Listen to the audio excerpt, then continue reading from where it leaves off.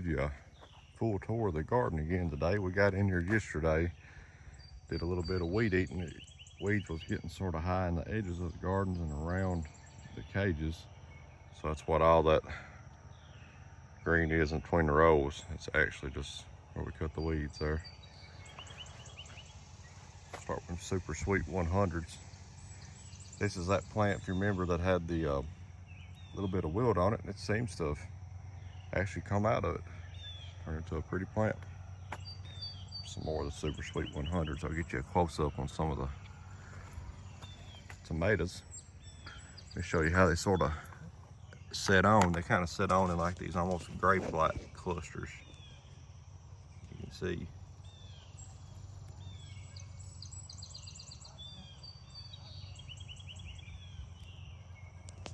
Pretty happy with how these have done so far, and the plants on them, they just kind of, they're out of control. They go all the way out the top of the cage. Some more Super Sweet 100s here. I did get in here yesterday and prune around the bottoms, pruned a lot of the limbs off around the bottoms of the tomato plants. I need to get in there today and actually pull the weeds up around the bottoms, but it seems to help keep blight down, disease down. You can see how tall the tallest ones are coming out of there.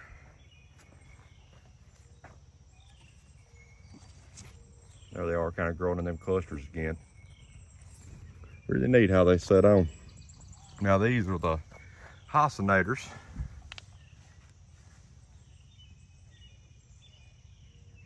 They're really pretty tomatoes. And right there's got a little splittage to it. We did have a sort of a short spell where we had a lot of rain and heat, but the rest of them seem to be looking pretty good. Here's some more of the Hycenators.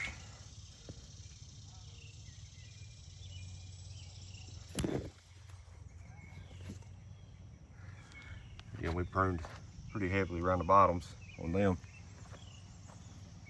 just to try to keep the disease down. We was in a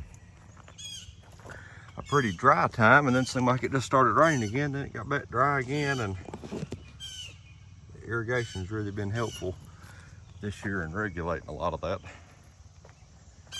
I think it's really helped these plants. You can see how high up we pruned these. Get on this side here and I'll show you what some of these look like. Big pretty tomatoes. I got a little grass on them from the weed eating, but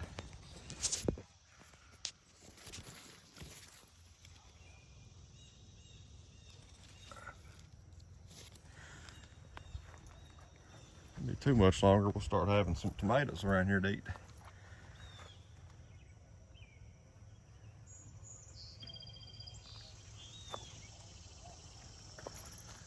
Same with these. You can see they hanging in clusters.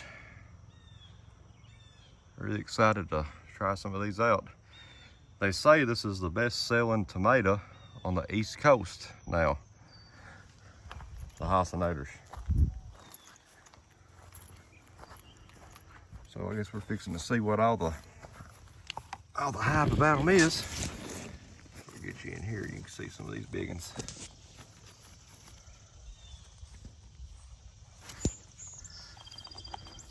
Now this row here, if you remember, was the Celebrities. It was started a little bit later than the Hycenators, so the plants ain't hardly as big. We did get in here and prune around them some yesterday too. Looks like we missed a few limbs. I'll try to get out and try to pull some of these weeds up around them, but they're starting to set on good. It's always been a real good producing tomato for us, with good disease resistance. I know they have a Celebrity Plus now. That's supposed to be even a little bit better on the disease resistance. Maybe something worth giving a try. All of these are Celebrities.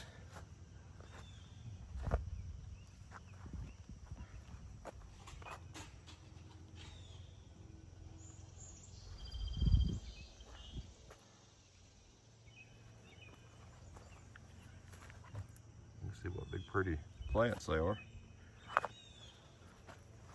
Now we're getting back into our Max Pack cucumbers. And just like every day, we've got some to get off today. You about have to get down here every day in these. I sort of slacked up on it for a little bit, and I had some that got a little bit too big. Pretty cucumbers.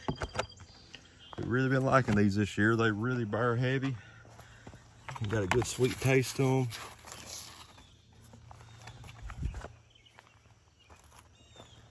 Here's one of the zucchinis we stuck down at the end of the row.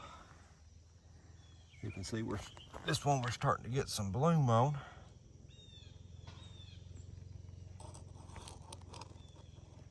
We've actually got a few zucchinis off some of these bigger plants down here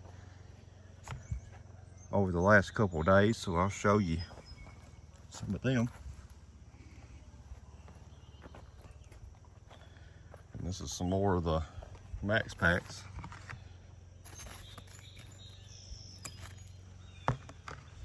Don't take long for them to get overgrown, that's for sure.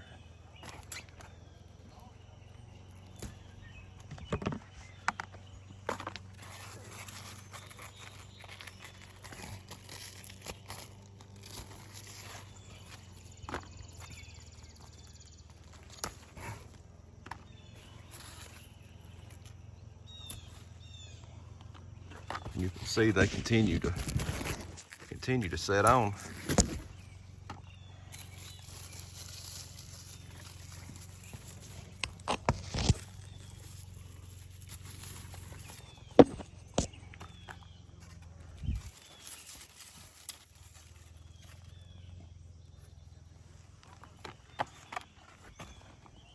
Might have to get a second basket.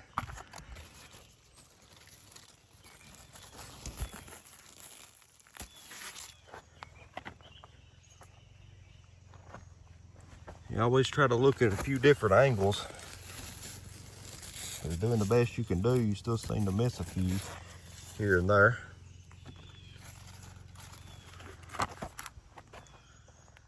So I always try to go up the row, down the row, and hit them on each side. And seem like when you're fixing to leave, you'll still see one or two that you didn't get. See, one on this side might be one of those. Yeah, see right here. Let me show you an example. See, I wonder how many days that I've overlooked this one. You can see it's hidden back in there. See, too big. So we'll toss that up there in the compost pile.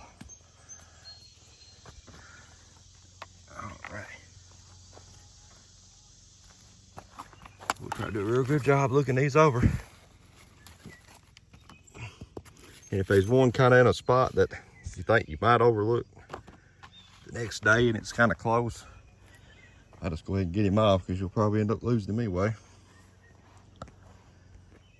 So now that's off of those plants. These are our two biggest ones.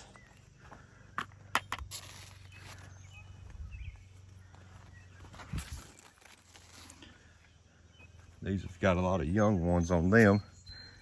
I don't know if we'll have as many on these or not. The plants actually look better than the other ones do, so. Go up the other row here. You see, you gotta kind of comb it right here. Here's a good example. See, coming down this row, don't see nothing. Coming down this side, don't see nothing. If there was one angle, you could see this slitling hanging right in here. It's just perfectly hid behind the leaves there.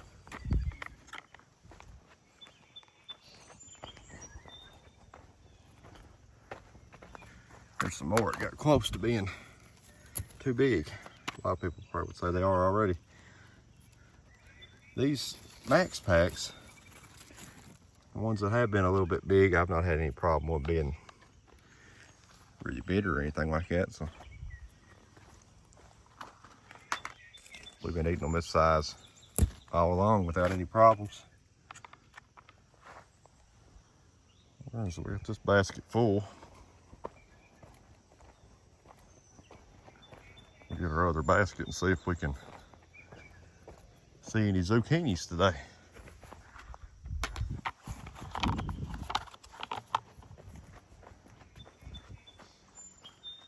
It's gonna be a hot day today, it seems like now. It's giving rain a little bit later. You can see we've been having a little bit of squash bug problems. I've been trying not to put any pesticides down as long as I can, but we've been seeing some eggs underneath the leaves. I can show you some. Oh, here we go. Pick one of these little devils off here and smush him.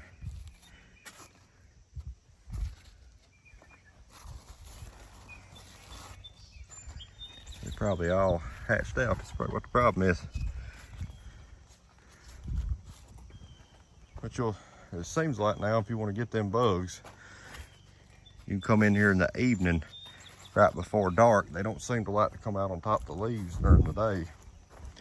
But if you come in here in the evening before dark, it gets cool, you'll catch them on top of the leaves. You can pick them off and take care of them.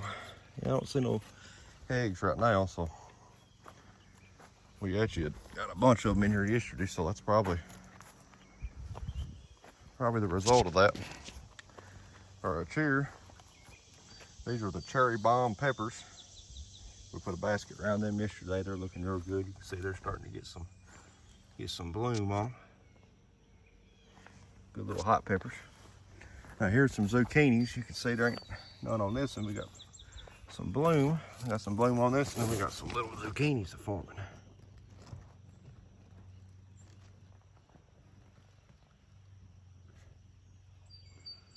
Right in there.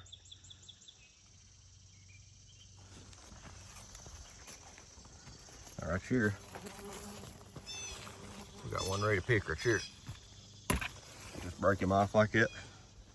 There's your zucchini. Let's see if we got any more in here. And up there's not hardly ready, but I like to get them about this size if I can. It's about like the cucumbers. You wait a day or two and they'll get out of hand on you. There's another one.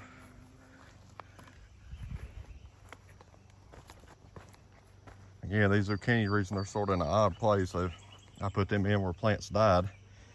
Every time I lose a plant, I put a zucchini down. Here's another one of them little pesky bugs. Take care of him.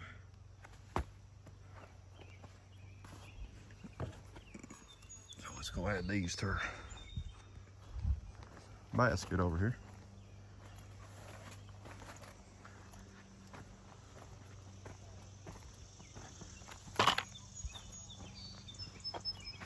Here's another one of the cherry bomb peppers basketed yesterday. Now this right here, first couple's cherry bombs, and then after that we've got our bells. We've got Hasinator green bells, Hasinator yellow bells, and then the red Maximus. And what we've done right here, yesterday I got in here and put a very quick redneck rigged up trellis, kind of like the Florida weave, I guess you could say. I guess we'll call this the Kentucky weave, considering we've rednecked it up. But I just took some stakes, staked them down, and then put some baling twine. And what I done was I just crisscrossed them. I put one a little bit lower, one a little bit higher, did it all the way through there, all the way across through here, all the way down. Just sort of fed it through. Run out of baskets, so this is a good way to keep these peppers up. Peppers don't need a whole lot of support, but as they get a little bit bigger, I might run the next one here and here as they get bigger. But you can see they're starting to get some little peppers on them. See, here's a little bell pepper. And here's some little peppers for me. Now here's another zucchini again. We just stuck down where we lost them pepper plants earlier in the year. Here's another one of the bells. You see it's doing real good. Now this is one of the super sweet 100s that kind of got misplaced and we didn't know we had it and stuck it in one of these rows up here. But you can see on it how it's really growing the sort of clusters of tomatoes. We didn't have a real good basket to put them in. They kind of in a little tiny basket, so we got them tied up here, there, and yonder, and got them all mixed in the weave too. And now here's some more of the bells. See, we're getting some on that one.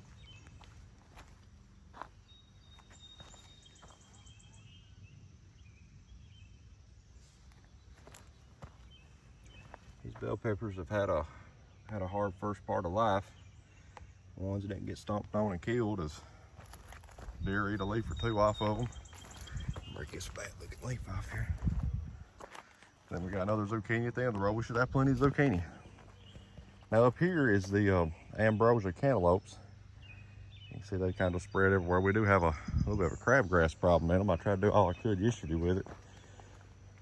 But the nature of these cantaloupe vines, it's really hard to do much with it, so we kind of just got cantaloupes laying amongst it. You see they're getting a real good webbing on them. I'm hoping it won't be too much longer. We'll have some. You see they're just all through here.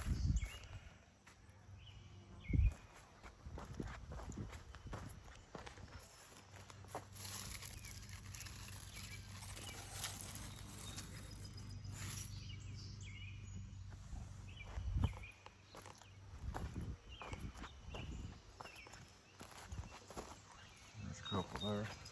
There's a couple right in there.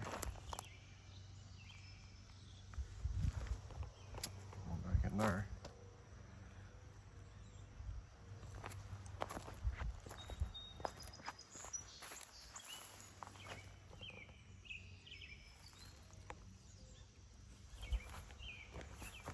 There's a pretty one right here too. Now deer come through here and eat off the ends of these. You can see there's sign mixed with dog sign through here. Hopefully they'll come out of it. And got some little bit younger ones there. Now what I do try to do for deer is I put Irish Spring soap out. I'll show you kind of how I do that here. I had soap out earlier in the year, but the soap, you know, over time with the rain eventually dissolves. So as soon as it dissolved up, the deer came. So I put it back out, and as long as you have this Irish Spring soap out, I ain't had a single problem with deer.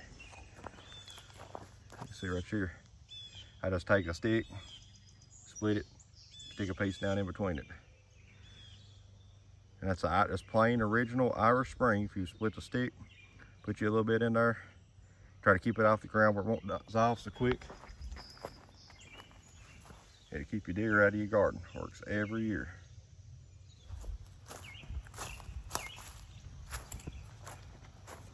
Alrighty. So right here, I think this is them decorative gourds. You can see they kind of taken off. I was weed eating yesterday and I knocked one of them off. One of the blooms, you can see they're bloomed out. And the bloom I knocked off was kind of big. It looked like it was going to be one of them decorative gourds.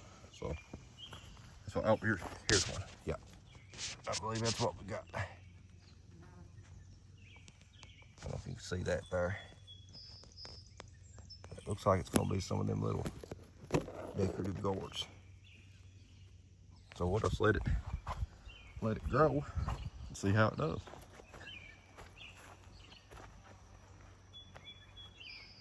Now this is some watermelons. This is the Sangria watermelons. You see them growing up there. Now I got something I was afraid would happen going on up here. I'll let you look at it. What does that look like? It's possible we could have got some cross-pollination with these gourds on these watermelons. But it shouldn't affect the ones on down the line here. You can see they've kind of just took this place over, the watermelons have. And they're actually run up the hill. I tried getting here yesterday and weed eat so that they'd have more room to run. I'm kind of running out of space.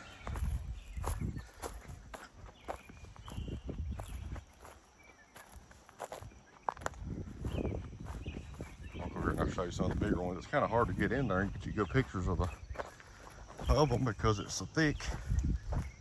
But there's some in the outskirts here I can show you. Here's a good one. You can see compared to my hand where we at on that one. And we've got a bunch that's football size throughout here.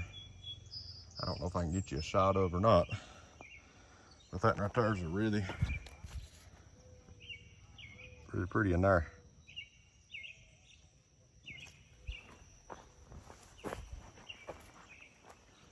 Let's see.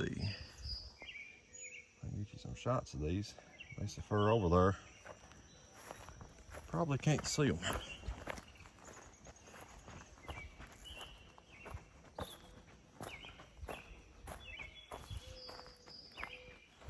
Hard enough to see with a naked eye unless through video. But yeah, I'd say that's what's happening right there. Considering it's right next to the gourds. Again, we got our soap just kind of scattered here. I've not had anything else eaten on the watermelons. That was the problem at first. See if we can't get up here and show you some.